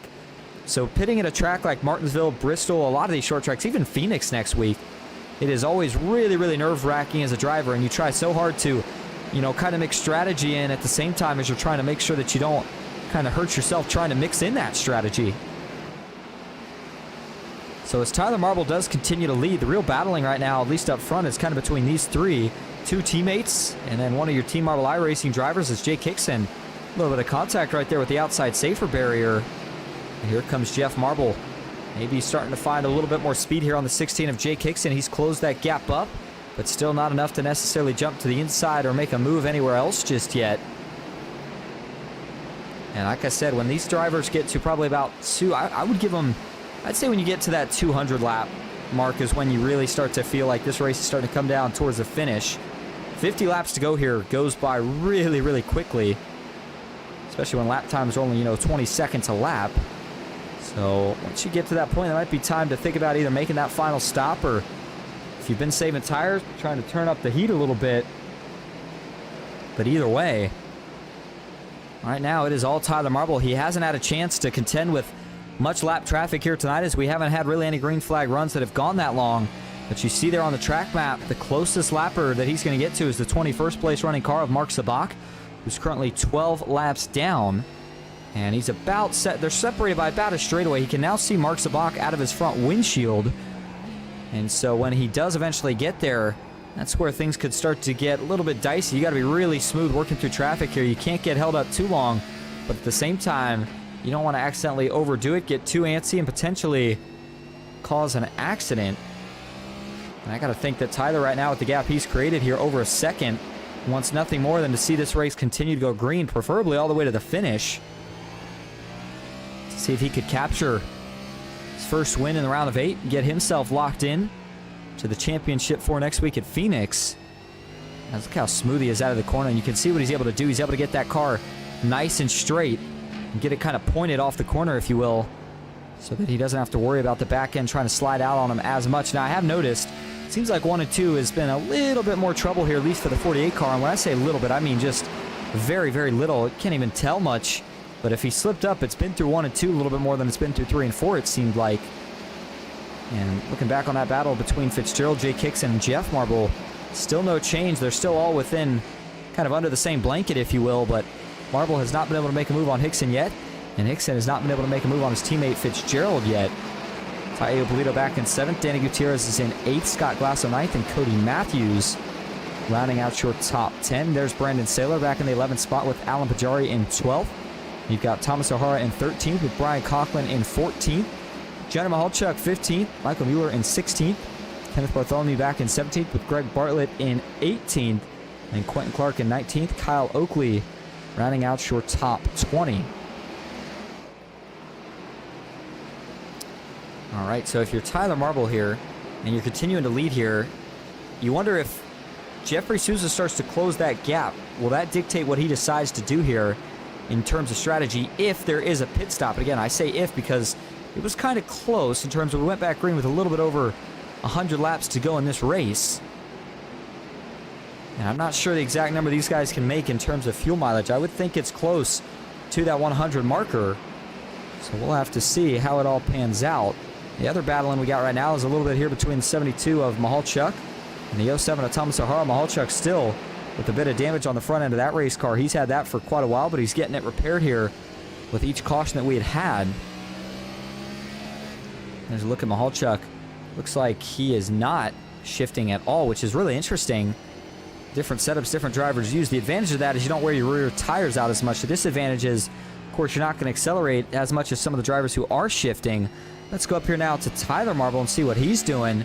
Yeah, he is shifting. You can hear the shift there, the upshift from 3rd to 4th and then back down to 3rd as he gets into 3 and 4. Those lappers, they're getting closer and closer, now separated by about a half a straightaway, if you will. So for Tyler Marble, I would expect that he catches them probably before the lap 200 mark. And right now, with 70 laps to go, this is the longest green flag run officially now, I believe, that we have had here tonight. That's a good sign here, as sometimes it can take, a lot of cautions early, but if we can get a lot of green flag racing late, that's what it's all about here. We'll see if these guys can keep it that way as two teammates switching positions right there as Conklin will go around his rookie teammate, Brandon Saylor. Thomas O'Hara watching patiently behind these two. And then the 77 of Greg Bartlett going to try to hold off the 73 of Kenneth Bartholomew. Quentin Clark, by the way, no longer on the lead lap, so, really regardless. In fact, yeah, he's 4 laps down, so I think for Quentin Clark at this rate, it's looking like his night might be just about all but over, but he's going to stay out here, scrap whatever points he can. You never know. I know we've seen crazier things before. I will say that, and, you think of an example of what I'm talking about when I say crazy. Who knows? Maybe Tyler Marble or Jeff Marble. Let's use Jeff Marble or Tyler Marble here. One's 4 points to the good, one's 2 points below. Either one of them getting a wreck here that totals their race car before we get to, 4 laps to go. And they fall all the way back. They fall, maybe 5-6 positions behind Quentin Clark. Well, then it doesn't matter that he finished back at 20th because he still finished those 4 or 5 spots ahead of the 2 drivers that were behind him. Well, 1 driver behind, 1 just ahead. And so that's why Quentin Clark's going to stay out here, and he's not going to give up till the finish because he knows that crazy things can happen at the end of these races, especially when there's a championship ticket on the line. And so Jeffrey Souza, by the way, is still hanging right around a second to 1.3 seconds back from Tyler Marble. He hasn't really gained, hasn't really lost. Now, if we get another restart and this 96 could get clear on the front row, he has shown that he's got speed to compete with this 48 machine. But it's been, when he started on the outside or back in row 2 for these restarts, he just hasn't really fired off as good as you would expect based off the speed that he's had. But still a great run overall going for Souza here tonight. 7 positions from where he started this race at, looking for another podium. See if he can make it happen. Jake Hicks and Jeff Marble continue to fall a little bit further back from the 74 of Austin Fitzgerald, but have not separated much from each other here as Hickson leads Marble right now only by about 0.3 of a second. Jeff Marble, of course, still with some damage from an earlier incident, actually, that was kind of initially sparked by the 16, if you will. And that is on the right front. Tai Ippolito, who still has quite a bit of damage up here contending. He's in that 7 spot, but a driver that's in a must-win situation, so he's kind of in a must-need a caution here, if you will, at some point to have a chance at it. And even then, it's going to be a really tough task for the 19 car. See if he can somehow find a way to make it happen. Tyler Marble continues to lead here. As, big lockup right there to the 08 of Danny Gutierrez. Trying to keep it off the back bumper of Tai Ippolito. That opens the door up potentially for Scott Glasso now. Scott Glasso in the 9th spot. Again, another driver in a must-win scenario. And it's so interesting because we've seen so many of these drivers that are in must-win scenarios with trouble here tonight. And yet they somehow found a way to bounce back, even some of the drivers who have fallen multiple laps down. And so for Quentin Clark here, Scott Glasso, he's in position to do it. I was going to say for Quentin Clark here, he may not be in a position to do it after being involved in some incidents here tonight, but for Scott Glasso, he still is, as is Tai Ippolito. But they're still probably going to need a caution here. I mean, 7th and 8th, you figure 7 to 8 seconds back from the leader, just where they stand right now with under 60 laps to go now. I just don't think it's going to quite happen. And we continue to close in now on what would be the final 5th of this race. As Tyler Marble gets closer and closer, and now he is seeing some of this lap traffic just about 10 car lengths or so ahead of him. That 10 car lengths is quickly going to close to 5. In fact, Quentin Clark going to be the first lapper here that he's going to arrive on scene at. For Quentin Clark, this will put him now, I believe, 5 laps down. As, of course, the damage on the 00 not helping what has already been a rough night for him. Jeffrey Souza, though, has trimmed that gap down just a little bit to a second here. Part of that may have been the 9 that Tyler Marble had to get around here, as Jeffrey Souza is going to try to get around the 9 with no issue, and it looks like he'll do just that. So nice job there from Jeffrey Souza, as now he's got that gap. Well, he almost got it down to under a second right there, as he continues to try to track down the 48 of Tyler Marble. Quentin Clark not able to fend him off, so he will lose, again, another lap. That puts him 5 laps down.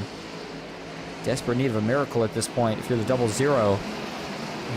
Doesn't necessarily have to be a miracle that he creates, but, man, if something bad happens to this 48 car or the 15 car of either Tyler or Jeff Marble, that could be the ticket for Quentin Clark. But right now, with the way things are going here, Tyler and Jeff just saying keep it clean, keep it green, and they are looking to get both of themselves, I think, at this rate, locked in to the championship 4. Jeff Marble right now back in the 6th spot. And him and Hickson just not decide this. And this is where what makes it so tough is because, you know, maybe Jeff is a little bit faster right now than Jake Hickson. And as a matter of fact, we could compare this here. So let's do that. Here's Jake Hickson and Jeff Marble. And there you go. I mean, you can see they're just trading lap times. That's the thing. Looks like the last 3 out of the last 5 laps, Hickson was faster. 2 out of the last 5 laps, Jeff Marble was faster. And so that constant trade-off is why you've really seen no net gain from either driver, at least not yet, but maybe Hickson starts to stretch it out a little bit now as we get on these older tires. Back up front, Tyler Marble now as he crosses the line. He will see 51 laps to go. So we're now finally what feels like kind of in the final stretch of this race now, with just those 50 laps remaining. Tyler Marble, can he make it happen here tonight? It's going to get interesting. There's Kenneth Bartholomew here. That'll be the next lap car that he goes around. He'll take the inside. Bartholomew stays high. As Jeffrey Souza has now closed it up to 0.6 of a second. So as it stands right now, the 96 is getting through lap traffic a little bit better than the 48 here. We'll see if Tyler's able to make any adjustments, and don't count out that 7 car of Christian Lodgton. You can see him starting to creep into the picture as well. Looks like Brandon Saylor, the rookie for Team Marble iRacing, decided to make his way down to the pits. Not sure if this was a scheduled stop for him or not. Looks like some pretty heavy right front damage, so I'm going to say it is not. Yeah, that's definitely something that he just acquired here recently, as that right front suspension is knocked way out of whack. Let's go back and watch it here. What does he hit to do this much damage to that car? Watch it. Was it coming off of turn 2 right here? Let's watch it from the chopper view. I think that's where he's going to get this damage from. As he comes off 2, does he get a little bit loose and then overcorrect? Let's see. Oh, ouch. Man, what happened right there to the 24? Was it some wheel spin, I wonder? We'll play it slow here. Do the rear tires... Oh, he does... No, he gets a little bit loose. It's an overcorrect. So, yeah, that's what it was. Look at that hit. That's what does all that right front suspension damage for the 24. That was a close call and a close incident to almost bringing out another caution for us here tonight, but good save there by the 24. And now Tyler Marble, getting a little physical here with the back of the 77 of Greg Bartlett, and that's because he sees that not only the 96 of Souza, but also the 7 of Christian Lodgton, they are there. And Tyler Marble has got to be getting frustrated right now, saying, get out of the way. And I think he is probably not too much longer here before he's going to give the back bumper here, or the front bumper to this 77. There you see it. Bartlett is not going to get out of his way here. This is going to be so frustrating as a driver here, as now all of a sudden the 48 has had to go into defensive mode. And if you're Jeffrey Souza here, how do you take advantage? And Greg Bartlett, I mean, we look at the 77 and where he runs right now. He is the last car on the lead lap. Looks like he is finally going to choose to let that 48 car by. The struggles of lap traffic here at Martinsville, though, and that held Tyler Marble up. And all that gap that he worked to create has now dwindled. We'll see if he can get it back here, as it looks like he's got a bit of clean racetrack now. As you see him go by his teammate there, Brandon Saylor, who's just now working his way out of the pits. Yeah, he does have a little bit of clean track here before he's going to get to the 99 of Michael Mueller. So the top 3 stay close as Souza with a big wiggle right there. Lodgton's going to try to take advantage here as he'll sail it off deep. Hope it sticks into turn 1. Not quite enough, though, to get to the 96 of Souza. And so as they are now getting closer to that lap 210 point, we're going to go ahead and take what very well might be our final break of the night. We'll stay side by side. Stick with us to see who's going to win it tonight at Martinsville.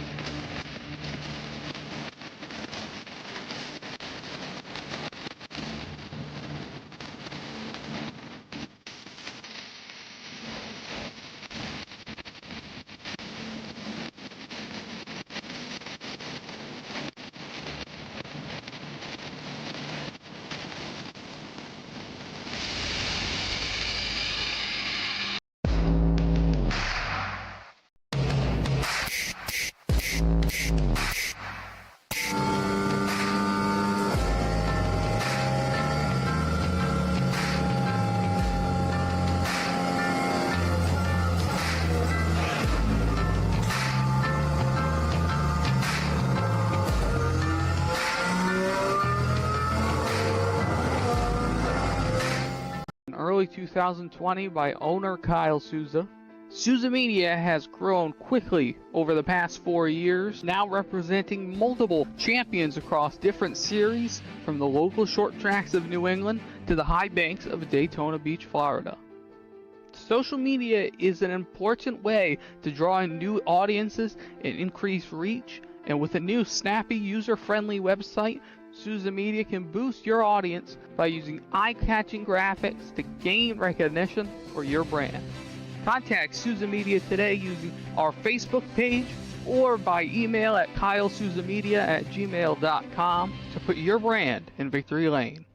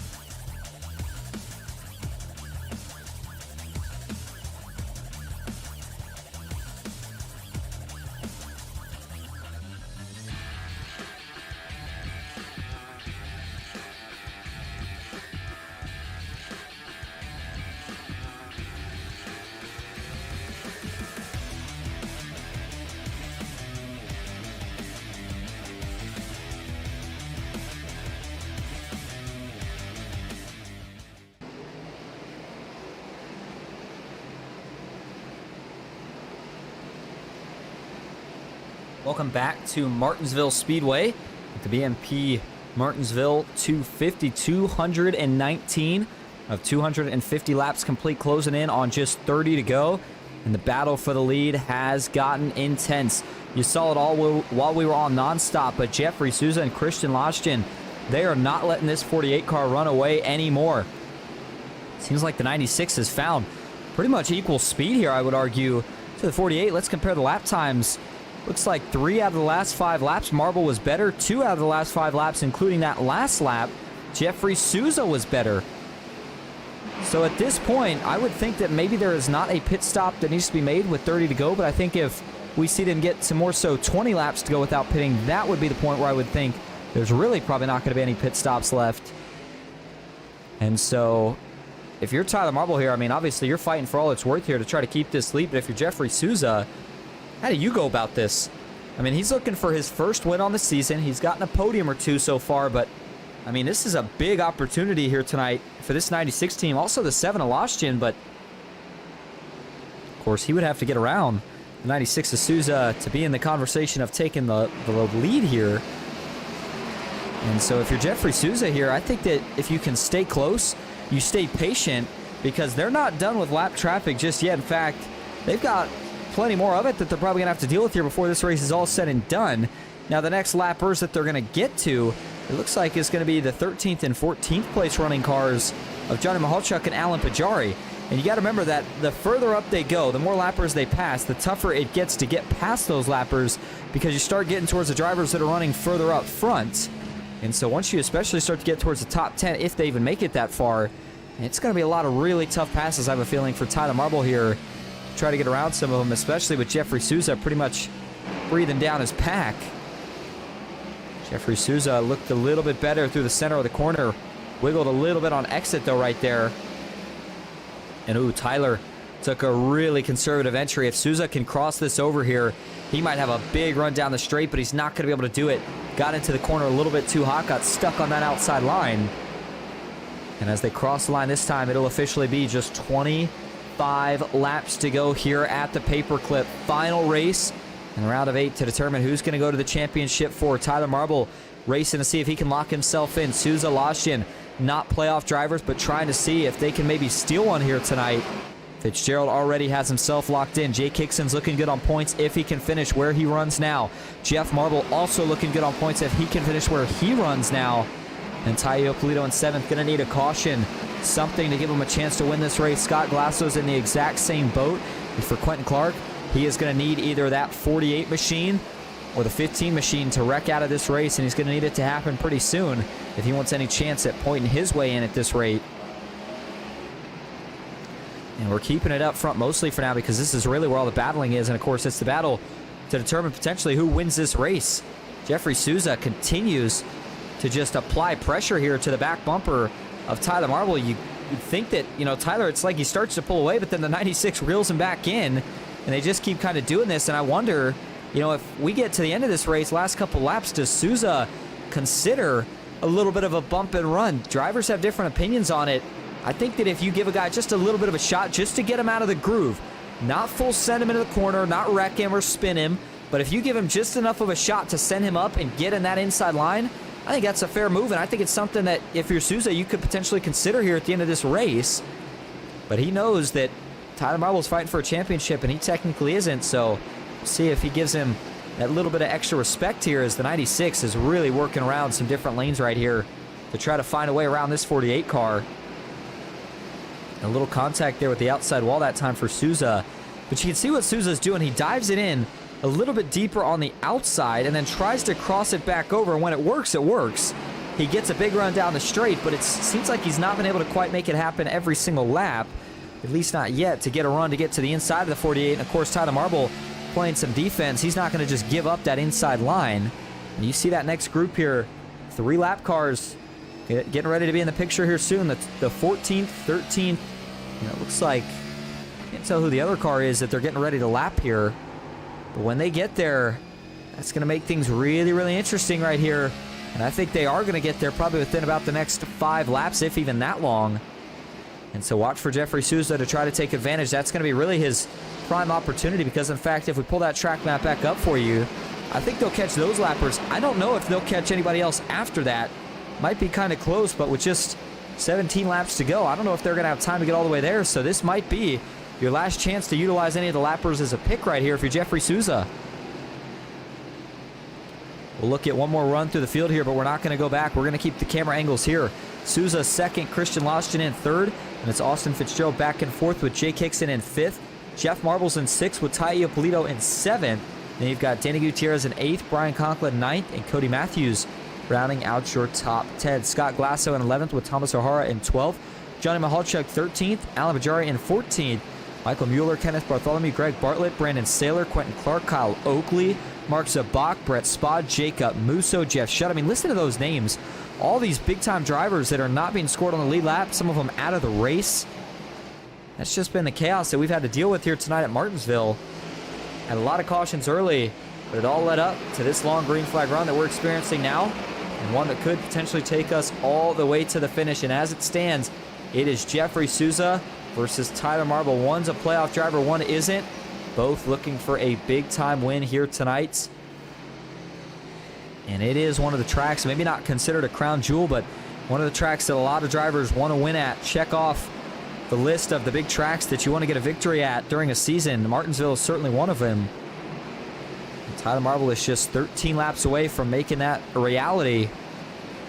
But it is not going to be an easy 13 laps. It's going to be the longest 13 laps that he has raced pretty much all season, with a ticket to the championship on the line. And I'm telling you, if Souza stays even within 0.3 of a second, if you're Tyler Marble, you're going to be stressing all the way until you come off of turn 4, because you know that that's close enough where he could lay some bumper if he chooses to do so. Jeffrey Souza continues to trade lap times here with the 48, running right in the wake, but again, there's no such thing as dirty air. Oh, big wiggle. Oh, man. Jeffrey Souza, you could see Tyler Marble, I think, thought that was a move. That was not a move. Jeffrey Souza, oh, man, the 96 had a big wiggle, and that might have been all the 48 needed right there. Souza was certainly pushing that envelope, trying to get everything he could out of it. And he may have finally just overshot it a little bit. Watch it here from the cockpit view.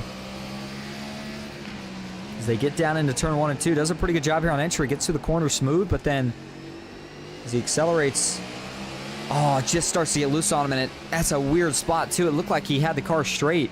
It's a heck of a save, but the problem is he lost that spot to Lodgkin. And so now even if he gets back up here with just 10 laps to go, I don't know if that's enough time to get by the 7 Lodgkin and get back to the 48. And so now that will turn the question over to Christian Lodgkin, another driver without a win this season. He's going to be lined up here in second. Does he have something here for the 48 of Tyler Marble in just the last 9, 8, going to be 8 laps to go when they cross the line this next time? You see the Lodgkin looks like dives it in maybe just a little bit deeper in the corner, but then it's Tyler Marble who gets a little bit of a better exit for the straights. And at this point, if you're Tyler Marble, you are wanting to see that white flag. That's where we got to get to for this race to be official. And if we don't, we get a caution before then. We'll rack them up and try it again. And I'm still seeing a couple more lappers here out of the windshield for Tyler Marble. I'm wondering if he's going to get to them here before this race is all said and done. You see a big group of them way up ahead. I don't know if he'll quite get that far. There's Christian Lodgkin. I mean, he is within 0.2 of a second here to the back of Tyler Marble. Lodgkin pushing for all it is worth right now. This is, I mean, really, Christian Lodgkin, again, one of the rookies who joined later on in the season but has not disappointed. This is one of the tracks he likes, and he is showing you why here tonight. 6 laps to go. Lodgkin still less than a car length off the back bumper of Tyler Marble. And you wonder how close he's got to be. We talk about, you know, he could get to the bumper from here, but if you're getting to the bumper from there, it's not going to be a bump and run. You're going to send the guy. For it to really be kind of that fine art, the nice bump and run, you got to be pretty close, because, again, you don't want to wreck the guy. You just want to give him enough of a tap into the corner to push him into that second groove. And so, again, if you're Tyler Marble here, you have got to be really, really watching that mirror here to see what the 7 does. And you got to be careful to not overthink it. I've seen it before where drivers are worried about getting hit on that last lap, last corner, and they just completely blow the corner. If Lodgkin's close enough, Tyler Marble does that, and that would open the inside up for Lodgkin to potentially try to drive right by. All right. And we come to 3 laps to go now this next time around. Lodgkin still in position here, but it's Tyler Marble still being scored as your leader. Souza has not been able to close that gap up anymore since it was stretched out. And oh, look at this. There it is. A little bit of a tap. to the back bumper of the 48 of Tyler Marble. Lashton gives him a little bit of a bump right here. And 7's starting to heat up that back bumper a little bit. You wonder, is he just testing the water, seeing what he can get away with there? That little bit of a bump was not enough to move the 48 out of the groove. Will he try it again this next lap? Doesn't try it again that time. Looks like for now he's content to stay where he runs. And they've got to make it back here to the start-finish line to make this race official. Here we go. Lashton closed in again. Not quite enough, though, to get to him. White flag is in the air. 1 lap to go. There's your side-by-side driver cams. Which one's going to get back? Lashton's going to give him another little shot. Now he gives him another shot. Tyler Marble's trying to hold on. Now there's a little bit of a block down the straight. One more turn to the side. Will Lashton give him one more shot? Final time to 3. Lashton gives him a bump. Not going to be enough. Tyler Marble's going to hold on. Locks his ticket to the championship. Tyler Marble wins it at Martinsville.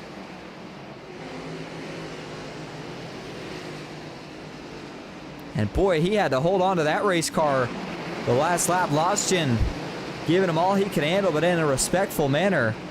He didn't wreck him. He didn't send him. He just tapped on the back door a couple times to see if he could mess Marble up, but Tyler Marble did not fold. Held on to that race car. Grabs a win, and he was going to be in anyway, even with a second place finish, but hey, why not? Get yourself some momentum going into next week. He officially locks himself into the championship 4 with that win here tonight. So the 48's going to burn it down. You saw the reaction when he won it. He knows what he won by getting that one. And just based off unofficial results, and again, very unofficial, of course, post-race scoring has to be done, but right now, what I would score your championship for as is Austin Fitzgerald and Tyler Marble, who of course both have locked themselves in now with the win, and then Jake Hickson in the 16 and Jeff Marble in the 15. I do believe that will be your championship 4 as we move next week into Phoenix. All right, as Tyler Marble continues to celebrate, let's bring up your finishing results here tonight and take a look at it. Marble, again, is your race winner. It was Christian Lashton in second with a great attempt on the last lap, but just not quite enough. And then you've got Jeffrey Souza rounding out the podium. Austin Fitzgerald back and forth with Jake Hickson in 5th. Jeff Marble finishes in 6th. Tai Iopolito in 7th. Then it's Danny Gutierrez back in 8th with Brian Conklin in 9th. Cody Matthews rounding out your top 10. Scott Glasso finishes in 11th. Thomas O'Hara in 12th. Johnny Mahalchuk is back in 13th with Alan Pajari in 14th. Michael Mueller finishes 15th with Kenneth Bartholomew in 16th. Greg Bartlett in 17th. And it's Brandon Saylor back in the 18th spot. And rounding out the top 20 here tonight is Quentin Clark and Kyle Oakley. Back in the 21st spot, it's Mark Zabak with Brett Spott in 22nd. Jeff Shutt, 23rd. Jacob Musso, 24th. Jared Bundy in 25th with GT Hawkins, 26th. And Anthony Hanley in 27th. All right, we're going to go grab your top 3 for interviews. Stick with us. We'll be right back at Martinsville.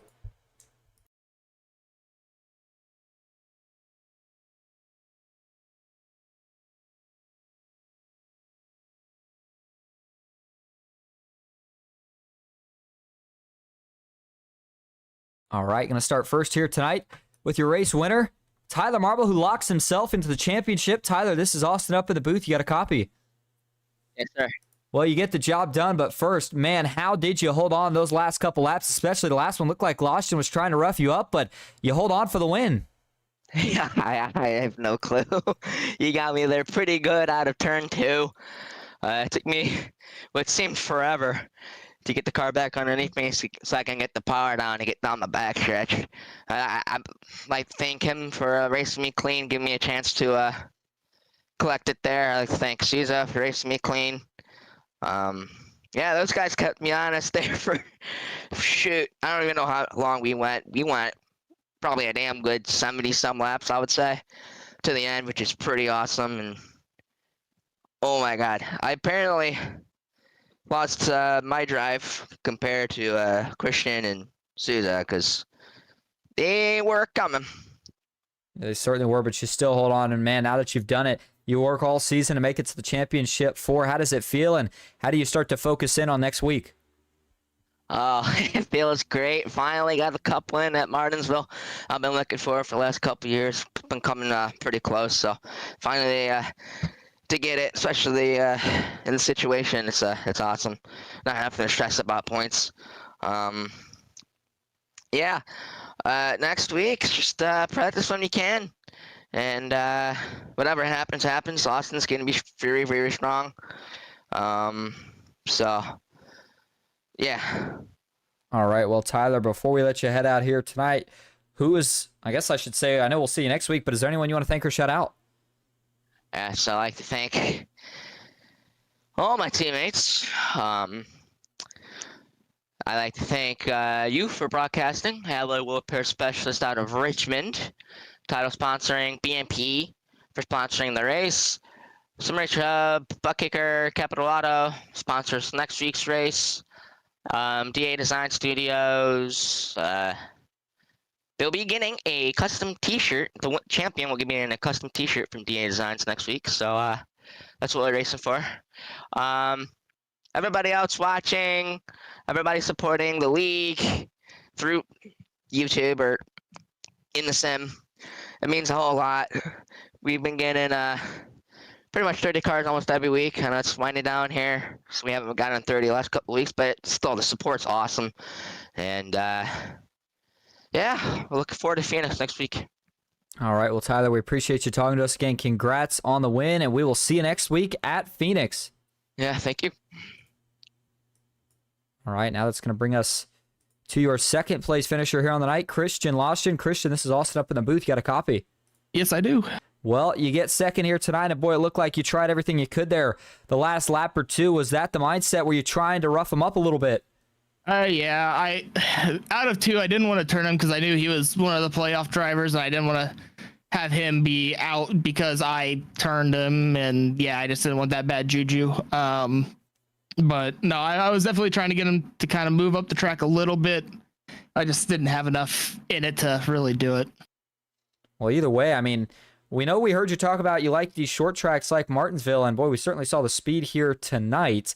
Next week we go to Phoenix. I know you're not fighting for the championship, but how do you feel about your chances to grab that first win there? I like Phoenix too. Phoenix is one of those tracks where I feel comfortable with the car, and like almost the last few times I've been through there through officials, I feel really good there and always have good speed. So I feel like I can do at least something here with it. The last question I got for you tonight is how the hell do you drive a track like Martinsville on a formula wheel? So recently I've changed my wheelbase and I am currently winning on an adapter. So this is the only wheel that I have the quick release for. So it was like this isn't the best option, but it's the only option. Well, you certainly did good with what you had here tonight. So Christian, before we let you head out, is there anyone you want to thank or shout out? Just some of my buddies that I was in a Discord call with, kind of just keeping me engaged and having a good chat, talking about a lot of good stuff. So, all right. And Christian, thank you for talking to us again. Congrats on the second place finish here tonight, and we will see you next week at Phoenix. Yep. Have a good night.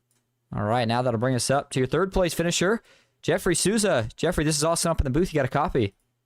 I got you, Austin. How we doing tonight? Good. Well, you bring home a third place finish. And man, for a little while there, it looked like you had the fastest car on the racetrack between the top three.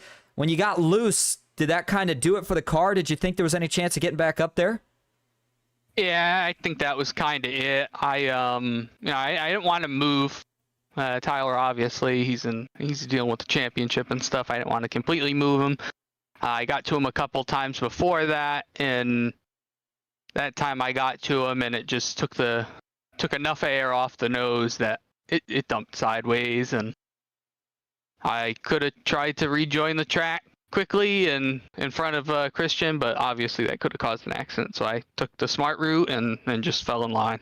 Yeah, and the smart route still pulls out a good finish nonetheless. And I mean, really here in the playoffs, we've seen you with a couple of good races now, a couple of podiums put together. I mean, you get closer and closer. At some point, you think the victory's got to strike. How do you feel about the car you bring next week at Phoenix?